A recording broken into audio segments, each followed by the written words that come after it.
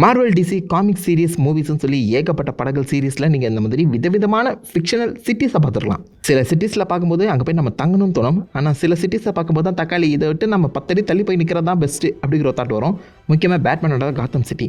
எப்போ பார்த்தாலும் மழை பெய்யுது, எப்போ பார்த்தாலும் இருட்டாகவே இருக்குது. பத்ததுக்கு இருக்கு ஊரில் இருக்க எல்லா சைக்கோ கூமுட்டைகளும் அங்கே தான் சுற்றிட்டு இருக்காங்க. செம்ம மோசமான ஒரு சிட்டிங்க. வாழ்க்கையில் அங்கே போய் தங்கிடக்கூடாதுன்னு நினைப்பீங்களே, ஆனால் அதை விடவும் மோசமான ஒரு சிட்டி இருக்குங்க. வேறு எதுன்னு கேட்குறீங்களா? நியூயார்க் சிட்டி தான். முக்கியமாக MCU அண்ட் மார்வலுக்குள்ளே இருக்க நியூயார்க் சிட்டி. எல்லா வில்லன்களுக்கும் அந்த நியூயார்க் சிட்டி மட்டும்தான் அடிக்கணும்னு தோன்ற இடமா இருக்காடா. அவஞ்சர்ஸ் வந்துட்டு ஒரு சிட்டாரி ஆர்மி அங்கே தான் வருது. ஸ்பைடர்மேனோட முக்கால்வாசி வில்லன்கள் அங்கே தான் கொடுத்து நடத்திட்டு இருக்காங்க. ஹைட்ராவும் நியூயார்க் சிட்டியை தான் அடிக்க பிளான் பண்ணியிருக்காங்க. இப்போ லேட்டஸ்ட்டாக டேட்டாபிள் பானகேட்டில் கூட மேயர் ஃபிஸ்க்கு நியூயார்க் சிட்டியை கட்டுப்பாட்டில் கொண்டு வரதுக்கு ஒரு குட்டி மாஃபியாவே ரன் பண்ணிட்டு இருக்காரு. அது 10வது வரைக்கும் தண்டர்போல்ஸ் படத்தில் சென்ட்ரி உள்ளே இறக்கி நியூயார்க் சிட்டியவே கிட்டத்தட்ட வாய்டாக மாற்றிட்டு இருக்காரு. எங்களுக்கு இல்லையா சார் ஒரு எண்டு அப்படிங்கிற மாதிரி நியூயார்க் சிட்டிக்காரங்க வருஷப்பட்டு இருப்பாங்களே.